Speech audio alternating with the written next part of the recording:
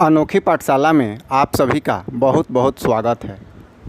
इस वीडियो में मैं 10th क्लास की परीक्षा की तैयारी हेतु एक सेल्फ टेस्ट का रोचक तकनीक लेकर आया हूं, जिसे आप बहुत ही पसंद करेंगे। यह NCERT 10th क्लास विज्ञान चैप्टर 7 कंट्रोल एंड कोऑर्डिनेशन अर्थात नियंत्रण एवं समन्वय से संबंधित है और इससे आपको 23 प्रश्न दिए जाएंगे। आप ये देखिए कि आप 23 प्रश्न में से कितने प्रश्न का आंसर कर पा रहे हैं। तो पेन और पेपर तैयार रखिए और इस सेल्फ टेस्ट के लिए तैयार हो जाइए। प्रत्येक क्वेश्चन के अंत में 5 सेकंड समय आपको दिया जाएगा और इसके बाद आंसर बता दिया जाएगा।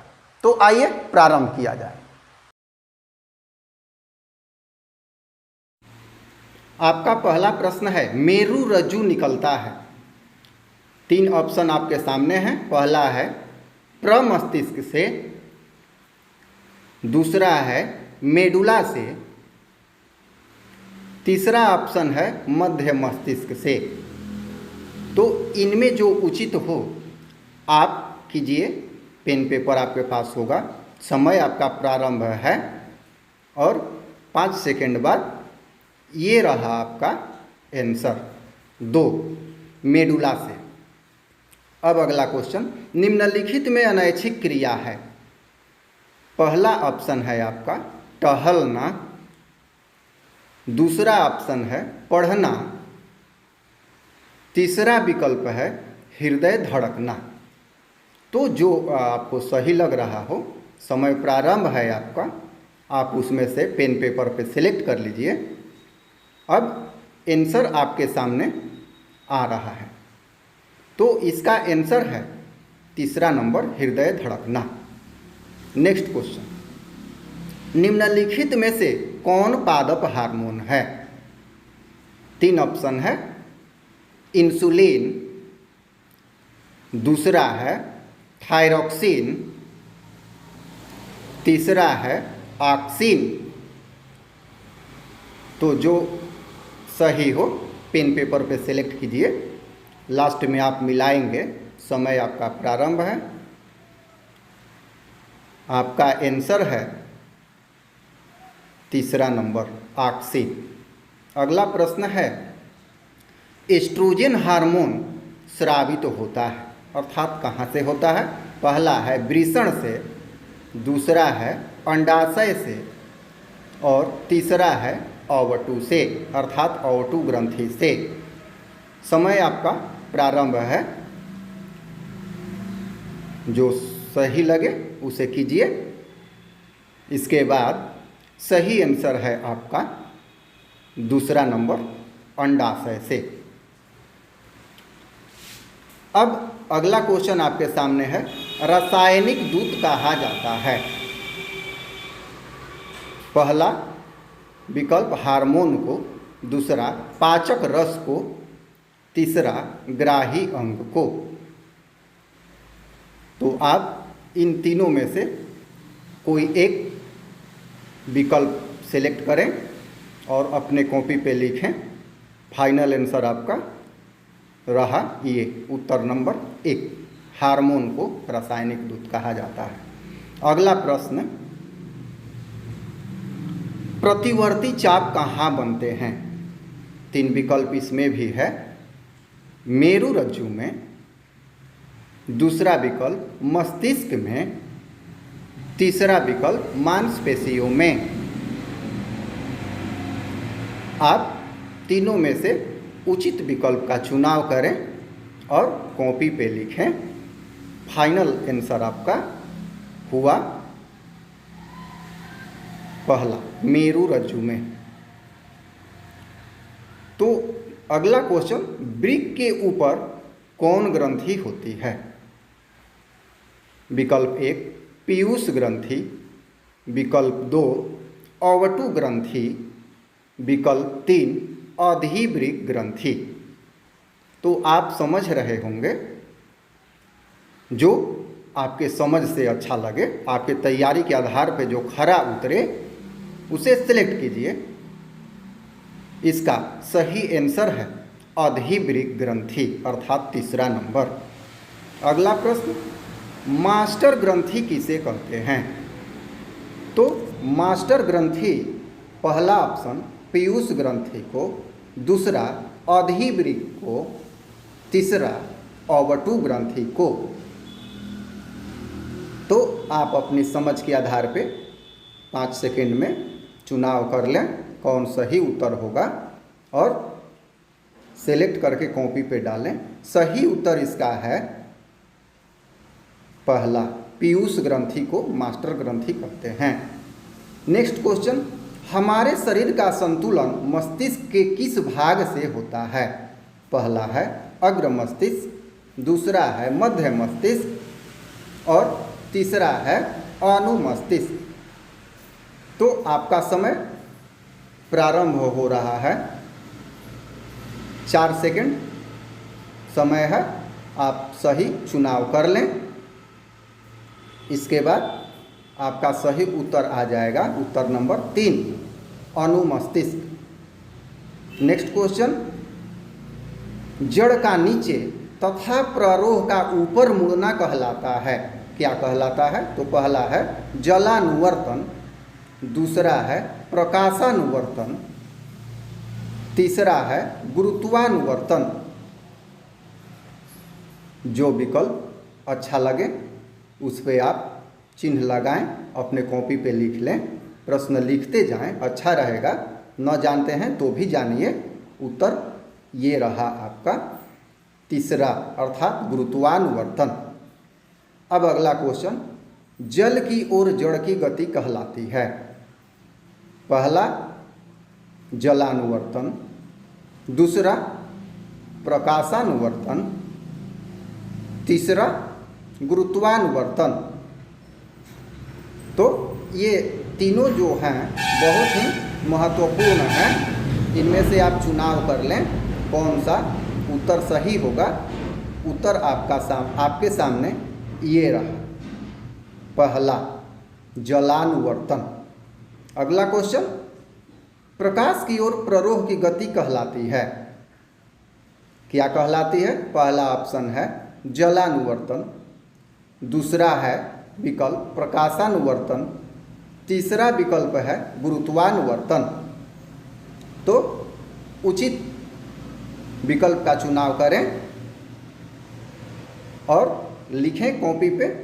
आपके सामने आंसर आ रहा है, ये आंसर है दूसरा प्रकाशानुवर्तन। नेक्स्ट क्वेश्चन, फल पकाने के लिए प्रयोग होता है, किसका होता है?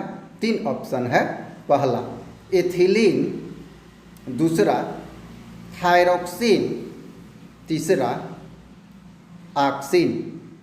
तो जो सही है चुनाव करें। एनसीईआरटी बुक में सारे बात दिए गए हैं, वहीं से लिया गया है। तो आपकी तैयारी दर्शाएगी आप कितना लिख रहे हैं, कितना सही कर रहे हैं। उत्तर है इसका एथिलीन पहला। आइए अगला क्वेश्चन लेते हैं। 2 तंत्रिका कोशिकाओं के मध्य खाली स्थान को कहते हैं, क्या कहते हैं? पहला है कोशिका काय, दूसरा है सिनेप्स, तीसरा है केंद्रक। तो जो उचित लगे करें। और आप ऐसा भी कर सकते हैं कि क्वेश्चन का स्क्रीनशॉट ले सकते हैं और इसे आप कॉपी पे लिख के अपना डिक्शनरी बढ़ा सकते हैं ऑब्जेक्टिव का। तो इस प्रश्न का सही उत्तर है दूसरा अर्थात सिनेप्स। चलिए अगला क्वेश्चन, घेंघा व्याधि किसकी कमी से होती है? घेंघा रोग, पहला है इंसुलिन, दूसरा है आयोडीन, तीसरा है आयरन। तो तीनों में से किसकी कमी से होती है? आप अपने स्वविवेक से उत्तर दें। एनसीईआरटी बुक में चैप्टर 7 में सभी बातें लिखी गई हैं। तो इसका आंसर है आ रहा है उत्तर नंबर 2 आयोडीन। अगला क्वेश्चन, एंड्रोजन हार्मोन स्रावित होता है।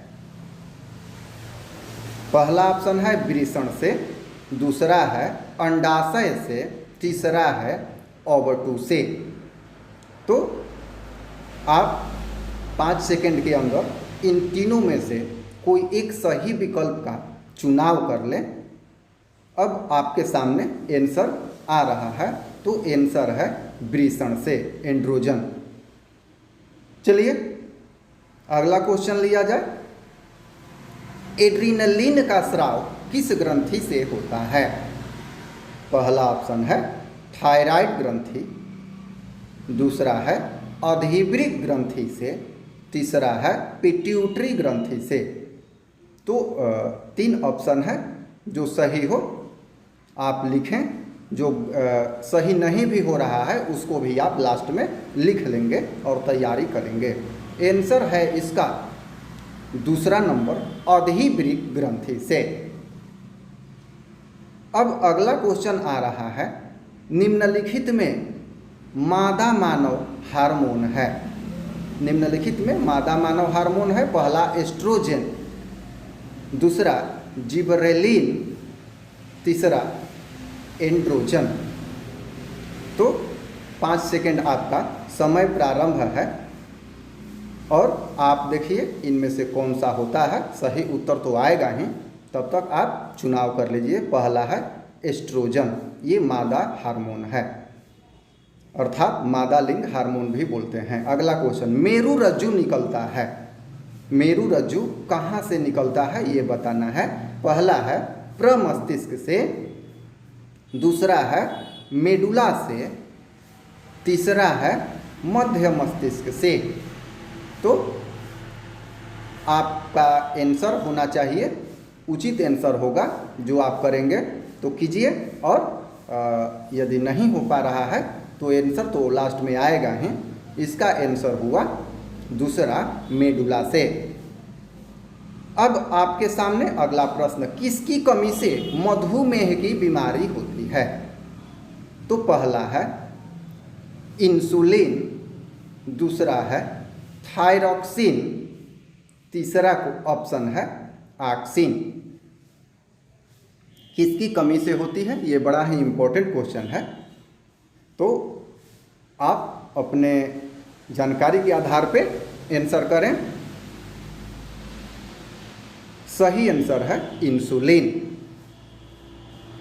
चलिए अगला क्वेश्चन, निम्नलिखित में से कौन ग्राही अंग है? ग्राही अंग पहला है कान, दूसरा है दांत, और तीसरा विकल्प दिया गया है बाल। तो जो उचित हो, जो ग्राही अंग है उसको आप लिखें।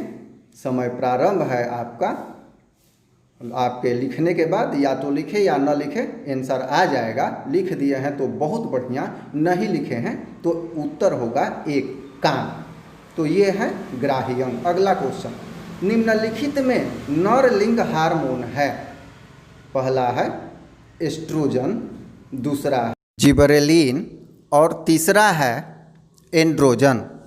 तो जो उचित है तीनों में से जो आपको सही लगे उसका आंसर करना है। इसके बाद आपका आंसर आएगा, तो आपका आंसर है तीसरा, एंड्रोजन। इसके बाद चलिए अगला क्वेश्चन देखा जाए, किस पादप की पत्तियां छूने पर मुरझा जाती हैं? ये भी सभी क्वेश्चन तो एनसीईआरटी से ही हैं। पहला है अमरूद, दूसरा ऑप्शन है छुई मुई, तीसरा है गुलाब। तो जो आपको लगे कि ये सही उत्तर है तो आप पेन कॉपी पे अपना उत्तर लिखिए। और ये लास्ट क्वेश्चन 23वां नंबर क्वेश्चन है, आप इसे कर लीजिए।